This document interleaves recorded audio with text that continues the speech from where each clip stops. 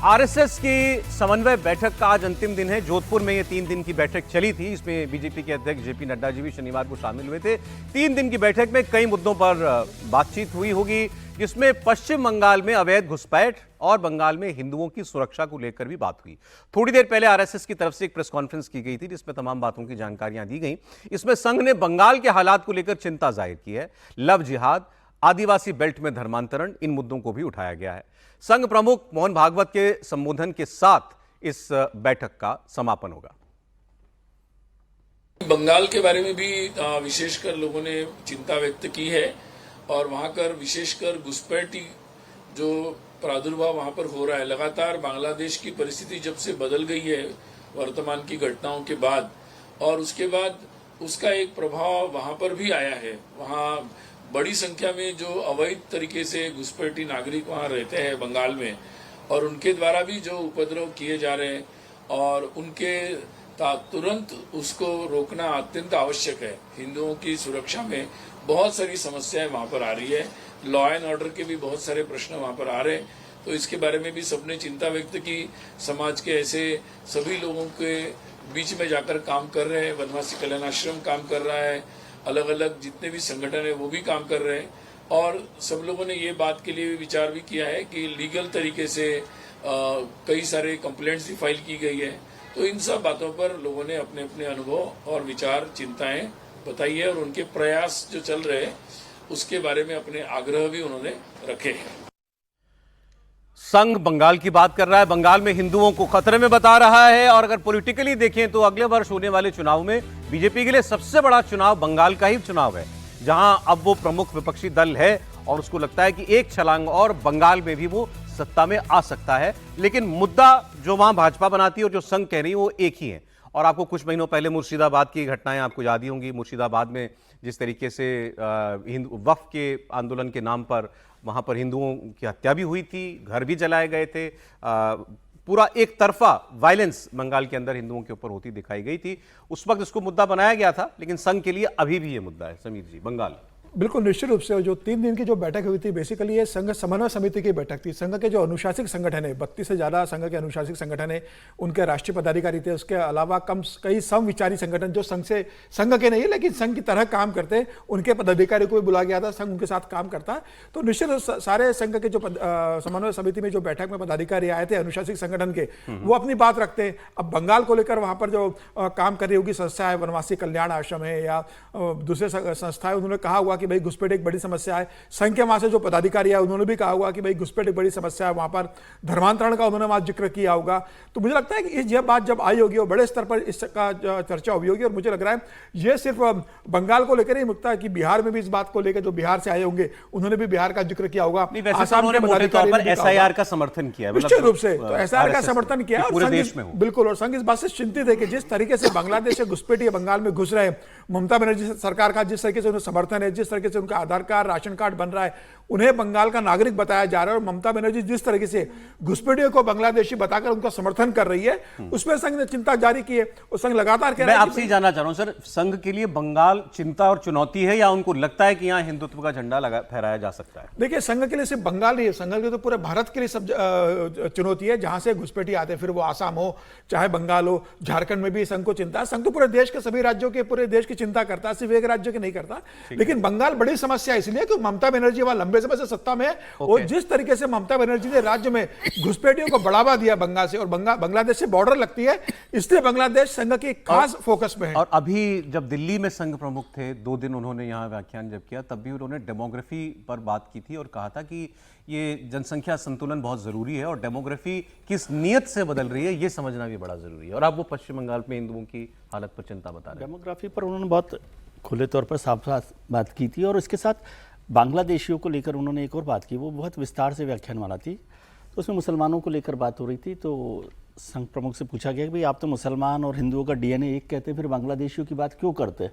तो उनका कि ज्योग्राफिकल जो लिमिट्स है वो एक अलग इशू है, वो मुसलमान हिंदू का मसला नहीं है, ज्योग्राफिकल इशू है ये। बांग्लादेशी जो आ रहे हैं घुसपैठिए, तो उस पर काम करना चाहिए। और डेमोग्राफी को लेकर वो चिंता लगातार संघ हमेशा से ही करता रहा। धर्मांतरण का जो सबसे बड़ा मुद्दा है, हालांकि संघ प्रमुख ने कहा कि धर्मांतरण अब उसको छोड़िए, धर्म पर, परिवर्तन पर बात नहीं कीजिए। लेकिन अभी बांग्लादेश में चुनाव है, सॉरी पश्चिम बंगाल में चुनाव है, बांग्लादेश में भी चुनाव है, पश्चिम बंगाल में चुनाव है, तो वहाँ पर तो घुसपैठियों का मुद्दा हो गई। वैसे भी मैं कहता हूँ कि वो टूरिस्ट हैं घुसपैठी हमारे देश में, जहाँ जहाँ चुनाव होते हैं वहीं चले जाते हैं।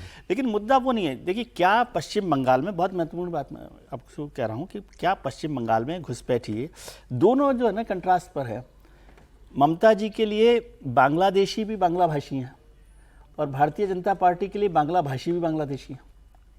नहीं नहीं सर, तो अब ये इसको यूं कहिए, ये कि आरोप ये नहीं है। मतलब बीजेपी और टीएमसी एक दूसरे को एक ऐसे दूसरे को इस देखते तरह से, हाँ हैं। मतलब इस तरह ये गलत आरोप है। के बीजेपी मतलब आरोप के तौर बांग्ला पर। भाषी घुसपैठी नहीं है सर। नहीं, टीएमसी के नहीं, लिए मतलब बीजेपी ऐसा सोचती टीएमसी है। के लिए ये कहना, बीजेपी के लिए ये कहना, इस तरह की बंगाल में बात है। समस्या ये तब उसमें और भी क्या ज्यादा इशू है। कहाँ पर इलेक्शन में जाकर बड़ा हो सकता है, ये बात है। बंगाल में समस्या इसलिए भी घुसपैठियों की ज्यादा है, ये वहां बंगाल में ये ऑर्गेनाइज क्राइम बन गया हुआ है।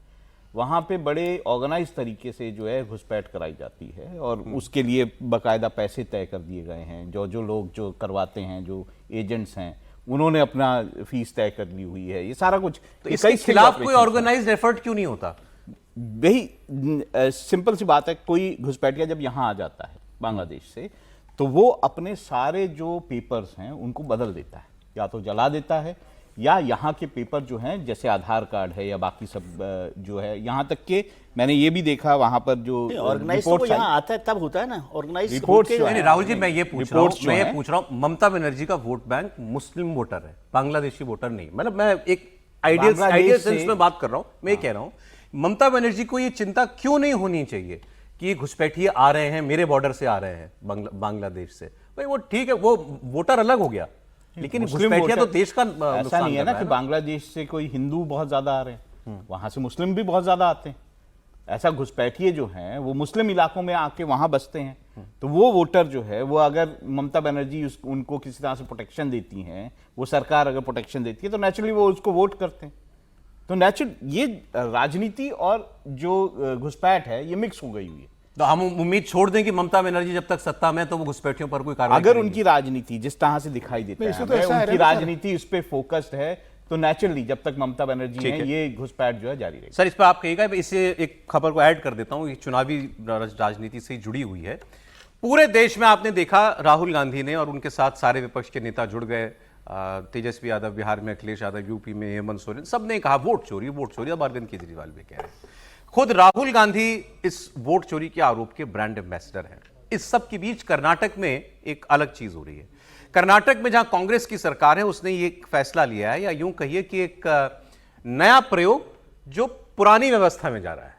कर्नाटक में आने वाले पंचायत और शहरी निकाय चुनाव अब ईवीएम से नहीं होंगे, वो बैलेट पेपर से होंगे। ये राज्य सरकार ने फैसला किया है और इसकी सिफारिश राज्य चुनाव आयोग से सरकार ने कर दी है। उन्होंने कहा इसके लिए कुछ नियम बदले जाएंगे, वो हम बदलेंगे, सारी तैयारी हम करेंगे। अंतिम फैसला हालांकि चुनाव आयोग को लेना है, लेकिन सरकार वहां की ये कह रही है कि अब लोगों का विश्वास ईवीएम में नहीं रह गया है, लोग सवाल पूछते हैं, इसलिए अब कम से कम ये लोकल बॉडी इलेक्शन जो है ये दोबारा से, जैसे पहले हुआ करता था गुजरे जमाने में, मत पेटियों से आपको बैलेट पेपर मिलेगा, उस पर आपको टप्पा लगाना पड़ेगा, उसको फोल्ड करना पड़ेगा, सही डब्बे में डालना पड़ेगा। अब ये प्रक्रिया करने का वक्त दोबारा आ गया है। तो पहले वोट चोरी है, क्योंकि वोट चोरी के बाद लोगों ने ये कहना शुरू कर दिया था कि अब ईवीएम को क्लीन चिट मिल गई, मतलब गड़बड़ी ईवीएम में नहीं थी, गड़बड़ी वोटर लिस्ट में थी। तो अब वोटर लिस्ट तो है ही, अब वो कह रहे हैं कि हमको ईवीएम भी नहीं चाहिए। सर देखिए, ये चूंकि एक तरह से ये जो ईवीएम को लेकर सवाल उठते हैं, ये उसका एक्सटेंशन है उस आरोप का कि भाई कर्नाटक में कांग्रेस सरकार है और कांग्रेस ईवीएम पे सवाल उठाती रही है, वोट चोरी भी का भी आरोप लगा रही है। तो उन्होंने एक पहल की कि भाई हम अपना जो हमारे अधिकार क्षेत्र में है, पंचायत चुनाव और स्थानीय निकाय चुनाव, वो बैलेट पेपर से कराएंगे। तो और बैलेट पेपर से कराने के बाद अब चुनाव आयोग मानता है कि नहीं मानता, चूंकि फैसला चुनाव आयोग को लेना है। चुनाव आयोग के सामने एक दुविधा ये हो जाएगी नहीं, कि चुनाव आयोग तो राज्य चुनाव आयोग को फैसला करना है, ये राज्य केंद्रीय चुनाव आयोग को फैसला नहीं करना ना नहीं, इस पर। फैसला करना है राज्य चुनाव आयोग ने। केंद्रीय चुनाव आयोग की भी तो संस्तुति लेगा ना वो। तो केंद्र अगर चुनाव आयोग इसको नहीं मानता है तो कांग्रेस को मौका मिलेगा कि देखिए हम तो बैलेट से कराना चाहते हैं और ये गड़बड़ी की क्या वजह आप से इसको एक रेट्रोग्रेड स्टेप मानते हैं, मतलब ये पीछे जाने वाला कदम है आगे की बजाय? नहीं, रेट्रोगेट आप कह सकते हैं पीछे जाने वाला है, लेकिन जब अगर वहाँ बहुत सारे लोग ये डिमांड कर रहे हैं, बहुत सारी चीजों में तो पीछे जा रहे हैं ना। विनोद जी, आपने एक बार बात क्या बैलेट पेपर आपको लगता है बैलेट पेपर से कम धांधली होती है? भाई धांधली तो बैलेट पेपर में भी होती थी, धांधली इसमें क्या आरोप इसमें भी लगते हैं, इसमें भी होती है जहाँ होती होगी। सवाल वो नहीं है, सवाल भरोसे का और अवधारणा का है। परसेप्शन का है कि अब अगर परसेप्शन ये है कि ईवीएम में गड़बड़ी हो रही है, उसको हम चेक नहीं कर सकते, वो डिजिटल है, मशीन है, कौन सी मशीन नहीं बदली जा सकती, कौन सी मशीन में गड़बड़ी नहीं हो सकती, कहा जाता है ना। आपके लिए ये कोई मतलब कोई इसमें कोई खराब बात या विवाद करने वाली बात नहीं, कि अगर कर रहे हैं तो हो, कोई बात नहीं। खराब बात क्या है? अगर जनता वहां तैयार है और लोग कर रहे हैं तो करने दो। भाई ज्यादा से ज्यादा क्या होगा? जो रिजल्ट 2 घंटे में आता है 5 घंटे में आएगा, यही तो होगा इस ना। पर जो डिप्टी सीएम है कर्नाटक के DK शिव कुमार, उन्होंने क्या कहा है वो सुनते हैं। See, this is a political decision which we have taken. We believe it in our ballot system. The government has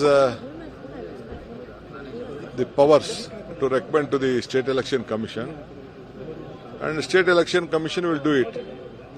Even when the amendment was been passed by the BJP government also, they had also written that either EVM or ballot. So we have choose to take up the ballot. What is wrong in it? There is nothing wrong. बताइए Sameer ji, what is wrong in it, पूछ रहे हैं DK Shiv Kumar. DK Shiv Kumar का एक वो बयान ध्यान रखना चाहिए। जब 2024 का लोकसभा चुनाव का परिणाम आया था और बेंगलोर ग्रामीण से इनके सगे भाई चुनाव हार गए थे, तो इनसे पूछा गया था कि भाई आपके भाई चुनाव हार गए, कैसे हार गए? तो उन्होंने तब यही सी बात का कहा था। उसी का तो माधोपुरा तभी उन्होंने कहा था कि भाई वोट चोरी मतलब हुआ है, अगर बैलेट से होता तो मेरा भाई चुनाव नहीं हारता। अच्छा, तो उस समय उन्होंने कहा था। तो अब ये कराने की कोशिश कर रहे हैं। तो ये जो तरीका है कि भाई अब वापिस बैलेट पे जा रहे हैं, तो उसी तरीके से कि कंप्यूटर की जगह आप टाइपराइटर लेकर आ जाओ ऑफिस के अंदर, कि कंप्यूटर में 10 मिनट में काम होता है तो क्या फर्क पड़ता है, टाइपराइटर में 2 दिन में काम होगा।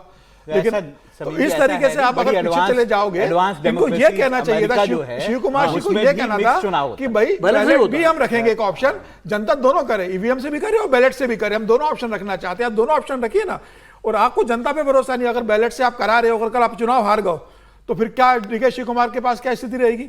कोई स्थिति नहीं रहेगी, हार जाएंगे। उसके बाद क्या DK शिव कुमार है कांग्रेस से कहेगी कि हाँ बैलेट से होने पे अगर हम चुनाव हार और अगर जीत गए तो उसके बाद हम जिंदगी भर ईवीएम को दोष देना बंद कर देंगे। अगर वो जीत गए तो जिंदगी भर दोष देंगे ईवीएम को? नहीं तो फिर वो कहे ना, वो कहे उसके बाद चुनाव आयोग को बोले कि देखिए हम यहाँ पर जीत गए। जी सर, एक आपका एक कमेंट आता है, ये कदम तो ये सरकार जो बनी है वो तो ईवीएम से ही बनी है ना, ईवीएम से बनी है, पहले फुल मेजॉरिटी की सरकार तो याद नहीं आ रहा था, इसलिए मैंने कहा कि ये सरकार तो ईवीएम से बनी है ना। तो फिर क्या इशू है?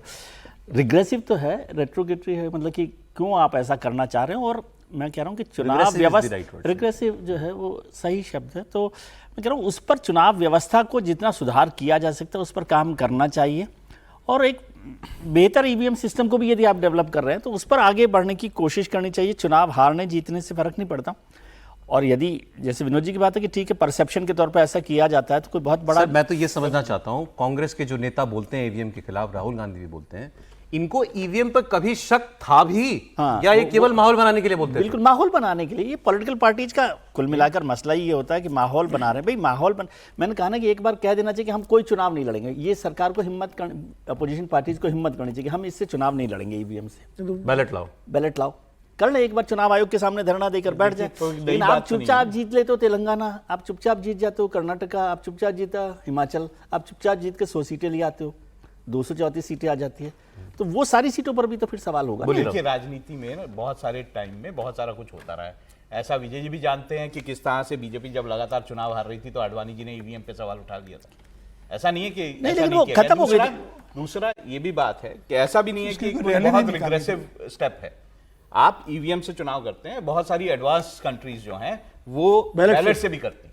तो ऐसा नहीं है कि कोई हम नया कुछ कर देंगे अगर हम बैलेट से। ये लोग क्या चाहते हैं? एडवांस वहां तालाब में बैलेट फेंके, कभी बैलेट में आग लगी, कभी चुनौती हुई। ये भी नहीं जरूरी नहीं है कि हमेशा आपका क्या मतलब दिल्ली में जो बैलेट से होता था जो तालाब में मिलते थे, ऐसा नहीं है। वो तो सुरक्षा व्यवस्था पे है कि कितना आप करते हैं। हाँ ये बात भी सही है कि बिहार में होता था, तो बिहार में क्या बाकी या किसी और जगह पे ईवीएम नहीं उठा के? बिहार में तो ऐसे ऐसे बयान सामने आ रहे हैं, लोग घूम कई बहुत लोग घूम रहे हैं, बात कर रहे हैं लोगों से, इलेक्शन है तो कह रहे हैं कि हमने लूटे।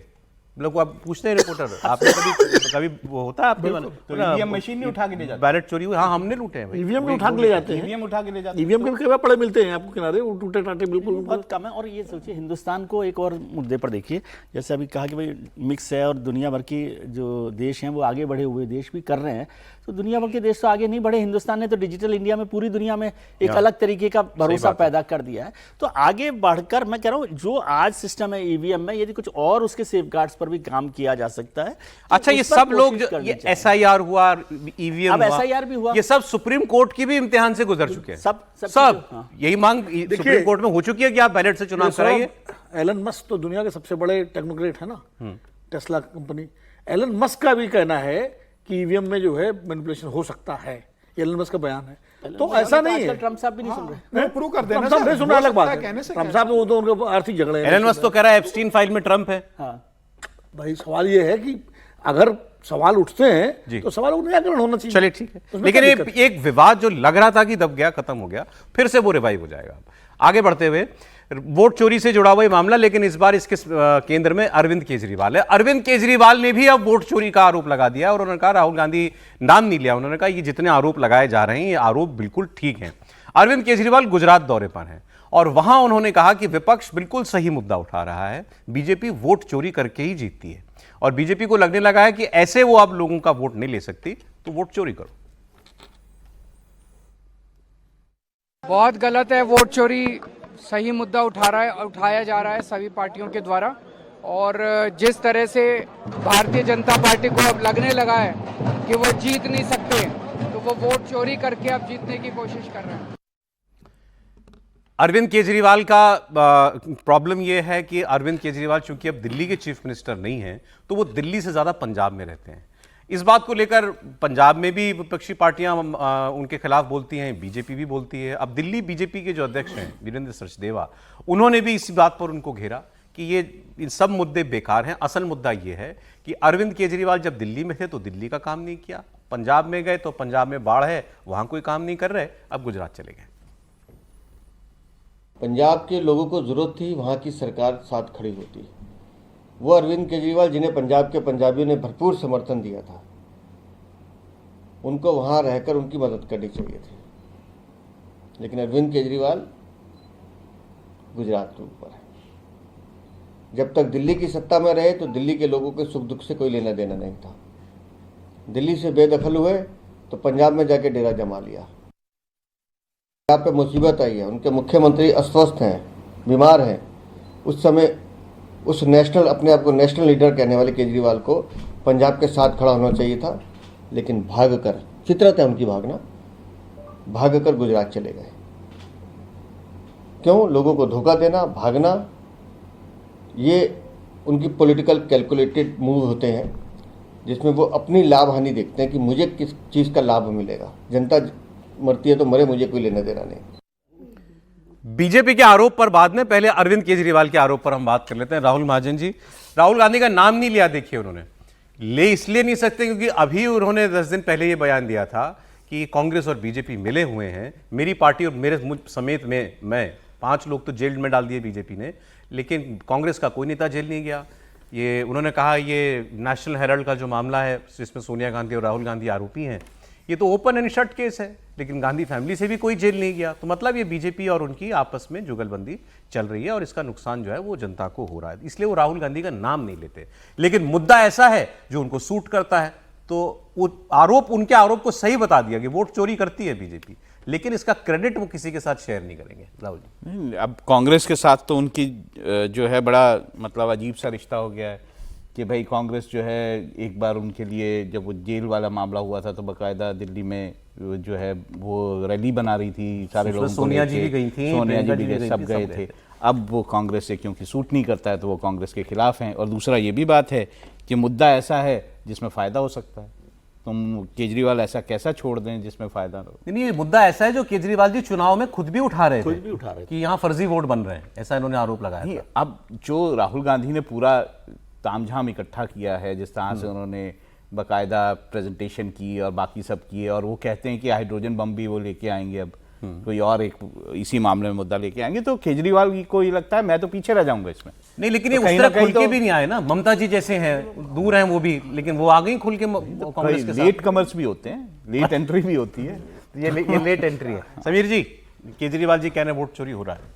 देखिए, अब क्या है, केजरीवाल जी को शर्म नहीं आती सब। एक जाग जोड़ दूं, उनकी पार्टी के नेता ये कह रहे हैं, लेकिन कांग्रेस दिल्ली में वोट चोरी की बात क्यों नहीं करती, जिसकी वजह से हम आ रहे, केजरीवाल आ रहे।